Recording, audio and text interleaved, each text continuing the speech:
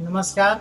आज मैं बात करूंगा डायबिटीज इन प्रेगनेंसी। तो डायबिटीज वैसे देखिए तो आजकल सेडेंट्री लाइफ स्टाइल, एक्सरसाइज लोग कम करते हैं, जंक फूड खाने की आदत ज़्यादा है।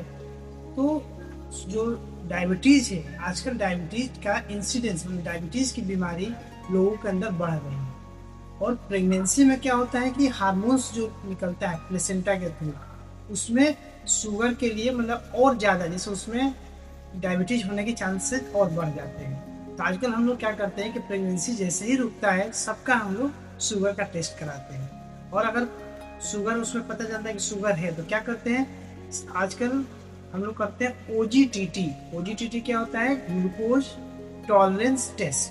तो ग्लूकोज टॉलरेंस टेस्ट क्या करते हैं कि उसमें 250 मिलीग्राम 250 मिलीग्राम ग्लूकोज को 250 ml वाटर में मिला के और पिलाते हैं। पिलाने के 2 घंटे के बाद ग्लूकोज का टेस्ट करते हैं। अगर ग्लूकोज का लेवल 140 मिलीग्राम पर डेसीलीटर से ज़्यादा होता है तो हमको बोलते हैं कि इनको मतलब GDM है। उसकी डायग्नोसिस हम लोग GDM बना देते हैं। अब अगर GDM पहली बार, जैसे उनको पहले से शुगर नहीं था लेकिन प्रेगनेंसी के दौरान पहली बार पता चला, तो उसको बोलते हैं जेस्टेशनल डायबिटीज मेलाइटस। और कुछ लोग रहते हैं कि जिनको पहले से शुगर है तो वो तो उनको टाइप 1 डायबिटीज हो सकता है या टाइप 2 डायबिटीज हो सकता है। तो जिसको पहले से डायबिटीज है तो उसमें भी हम लोग बोलते हैं कि डायबिटीज में एक टेस्ट होता है। एक तो आप इंस्टेंट टेस्ट करते हैं, जैसे ब्लड शुगर देख लेते हैं, खाली पेट करते हैं, खाने के बाद करते हैं। एक होता है कि HbA1c। HbA1c क्या होता है? इसको बोलते हैं ग्लाइकोसाइलेटेड हीमोग्लोबिन। ये आपको 3 महीने का, पिछले 3 महीने पहले आपका शुगर कंट्रोल था कि नहीं था उसके बारे में बताता है। तो वैसे नॉर्मल हम लोग अगर प्रेगनेंसी नहीं है तो हम लोग 6 या 6.5 तक रहता है तो बोलते हैं चलिए कोई बात नहीं, लेकिन प्रेगनेंसी में इसके लिए कट ऑफ 5.7 बोलते हैं। अगर किसी को डायबिटीज पहले से है और वो प्लान करना चाहता है कि हमें प्रेगनेंसी के लिए प्लान करना है, तो हम लोग बोलते हैं कि आपका शुगर कंट्रोल होना चाहिए। क्यों? क्योंकि अगर शुगर कंट्रोल नहीं है तो उसमें क्या होता है कि बच्चे के अंदर जन्मजात खराबी होने के चांसेस क्या क्या होता है। बच्चे के अंदर हार्ट डिजीज होता है, ASD होता है, BSD होता है। उसके बोन्स में सेक्रोइलियक जो बोन होता है, कॉक्सीजियल बोन होता है, सेक्रोकॉक्सिक्स होते हैं, ये बोन में डिफॉर्मिटी आती है। और बच्चे के अंदर न्यूरल ट्यूब डिफेक्ट होने के चांसेस होते हैं। और बच्चे के अंदर अगर मान लीजिए कि बच्चा अगर शुरू में ग्रोथ भी हो गया तो क्या होता है कि मैक्रोसोमिया होता है, बच्चा का वेट बहुत ज़्यादा हो जाता है, बच्चे के डिलीवरी में प्रॉब्लम होता है, उसका शोल्डर डिलीवरी, चूँकि बच्चा बड़ा रहेगा तो निकलने के बाद से उसको हाइपोग्लाइसीमिया होता है। तो ढेर सारे उसको कॉन्जेनिटल मैलफॉर्मेशन और ये सब दिक्कत होता है। शुगर बढ़ने के कारण बच्चे के अंदर जन्मजात खराबी भी होता है। और साथ ही साथ अगर मान लीजिए कि बच्चा जन्म ले भी लेता है तो उसके अंदर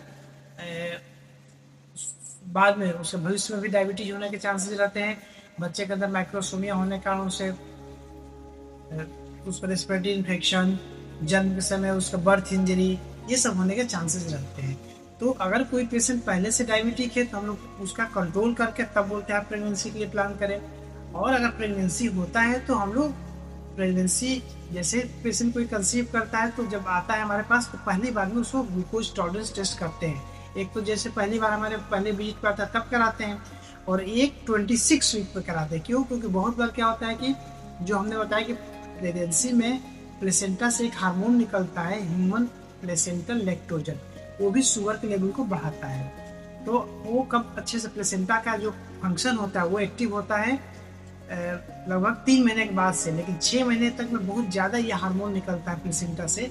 और इस कारण से अगर थोड़ा भी पेशेंट का अगर है उसके अंदर टेंडेंसी है शुगर बढ़ने का तो उसके अंदर जेस्टेशनल डायबिटीज़ के फीचर आने लगते हैं। तो हम लोग एक बार तो कराते हैं शुरू में, और एक 26 वीक के पास में फिर से ग्लूकोज OGTT कराते हैं। ग्लूकोज 75 ग्राम ग्लूकोज पी के उसका शुगर का टेस्ट करते हैं।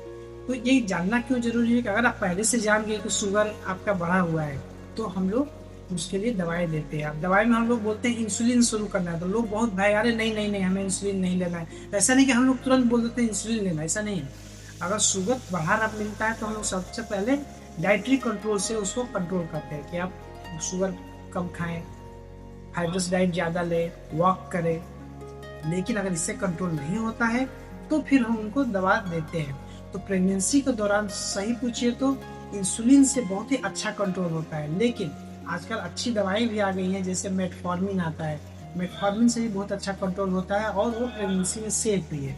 तो ये हम लोग देते हैं, कभी कभी कंबाइंड देते हैं, मेटफॉर्मिन देते हैं और इंसुलिन भी देते हैं। तो हमारा आज बताने का मतलब एक तो आप शुगर के लिए अवेयर रहें, शुगर का टेस्ट जरूर कराएं, और अगर डॉक्टर आपको बोलता है इंसुलिन लेना है तो घबराए नहीं। क्यों? क्योंकि अगर अच्छा कंट्रोल रहेगा तो आपका तो कोई फर्क नहीं पड़ता है, आपको भी फर्क पड़ता है। अगर शुगर आपका बढ़ा रहेगा तो आपको भी शुगर के कारण कहाँ कहाँ असर पड़ता है? शुगर के कारण आँख पे असर पड़ता है, किडनी पे असर पड़ता है, नर्व्स पे असर पड़ता है। तो अगर आपका शुगर कंट्रोल नहीं है तो आपके ऊपर असर पड़ेगा और बच्चे के ऊपर ज़्यादा असर पड़ता है, क्योंकि आपका पूरा शुगर बच्चे को एक्सपोज होता है। और बच्चे एकदम जन्म से ही उसको शुगर वाले जो हाइपरग्लाइसीमिया या हाइपोग्लाइसीमिया के फीचर से उसको उसका इफेक्ट बच्चे को पाता है। तो इसीलिए आपका डाइट कंट्रोल होना बहुत जरूरी है ताकि बच्चा आपका स्वस्थ रहे और उसके अंदर शुगर के कारण। और अगर आपका कंट्रोल नहीं रहता तब जन्म के बाद आपका इंसुलिन लेवल ज़्यादा होने का और बच्चे के अंदर हाइपोग्लाइसीमिया होने का डर रहता है। और तो ये तमाम चीज़ें जो आपका कंजेनिटल मैलफॉर्मेशन है, बच्चों के अंदर बर्थ इंजरी है, ये सब चीज़ें अगर आप शुगर कंट्रोल करेंगे तो हो जाएगा। तो बताने का ये है कि बहुत से लोग भय करते हैं कि नहीं हमें इंसुलिन नहीं लगाना है या हमें शुगर की दवा नहीं खाना है, हमें जीवन भर शुगर की दवा खानी पड़ेगी। ऐसा आपको नहीं करना है, क्योंकि जो जेस्टेशनल डायबिटीज होता है वो प्लेसेंटा के कारण है। जैसे प्लेसेंटा निकलता है आपका शुगर लेवल कम हो जाता है, नॉर्मल हो जाता है। कभी कभी बढ़ा भी रहता है लेकिन मोस्ट ऑफ द केसेस में वो नॉर्मल हो जाता है। तो अगर आपको बोला जाता है अगर आपको शुगर है, आपको शुगर के लिए दवा दिया जाता है, चाहे खाने की दवा दिया जाए या इंसुलिन दिया जाए, तो आप उसे लेना है, अपने बच्चे के लिए लेना है। क्योंकि अगर आप ऐसा नहीं करेंगे तो बच्चे के लिए दिक्कत होगा। तो आपको ये अवॉइड करने के लिए हम कर रहे हैं कि आपको डरना नहीं है। शुगर ऐसा नहीं कि आपको हो गया तो कभी ठीक नहीं होगा। शुगर तो आजकल एक लाइफ स्टाइल है, मतलब अगर आप लाइफ स्टाइल मॉडिफिकेशन करेंगे तो आप शुगर को जड़ से अपने अंदर से ख़त्म कर सकते हैं। फाइब्रस डाइट लेना है, वॉक करना है, मीठी चीज़ें कम खानी है, नियमित दिनचर्या अपनाना है, नियमित व्यायाम करना है। तो ये सब करने से आप कर, और इसके ऊपर भी नहीं होता तो दवाएं हैं, दवा खाना है कोई बात नहीं, दवा खाएंगे ठीक हो जाएगी। लेकिन अगर ज़्यादा रहेगा दवा नहीं खाएंगे तो आपका उसके ऊपर असर पड़ेगा, आपके बॉडी पर असर पड़ेगा। तो शुगर के लिए आप सचेत रहें, शुगर का टेस्ट बताया तो कराएं, और उसके लिए दवा दिया था तो नियमित रूप से दवा खाएं ताकि आपका शुगर कंट्रोल है, उसका असर बच्चे पर नहीं पड़े। और अगर आपका HbA1c बढ़ा हुआ है और आप कंसीव करते हैं तो नहीं करना है, क्योंकि अगर 8, 9, 10 अगर रहता है तो जरूर रूप से आपके बच्चे के अंदर कॉन्जेनिटल मैलफॉर्मेशन या अनुवांशिक शुरू से जन्मजात उसके अंदर खराबी रहेगी, और वो बच्चा जन्म लेगा तो उसके अंदर जेनेटिक डिसऑर्डर रहेगा, हार्ट डिजीज रहेगा। तो अगर आपका है तो पहले अपना कंट्रोल करिए, तब प्रेगनेंसी के लिए प्लान करिए। और पहले से नहीं है, शुगर पता चलता है तो उसको उसी समय इंसुलिन दवा जो भी डॉक्टर आपको सलाह देते हैं करके आप कंट्रोल करिए। और ये बहुत ही, अगर आप कंट्रोल करते हैं तो इसका कोई साइड इफेक्ट नहीं होता, नहीं कंट्रोल करेंगे तो ढेर सारे साइड इफेक्ट हैं। तो हमें आशा है आप समझ गए होंगे। फिर भी आपको कहीं भी कोई क्वेरी होगी तो क्वेश्चन आप पूछ लोगे, आप क्वेश्चन का आंसर जिससे जब मुझे टाइम मिलता है तब हम देते हैं, तो आप क्वेश्चन डालते रहिए जब मुझे समय मिलेगा।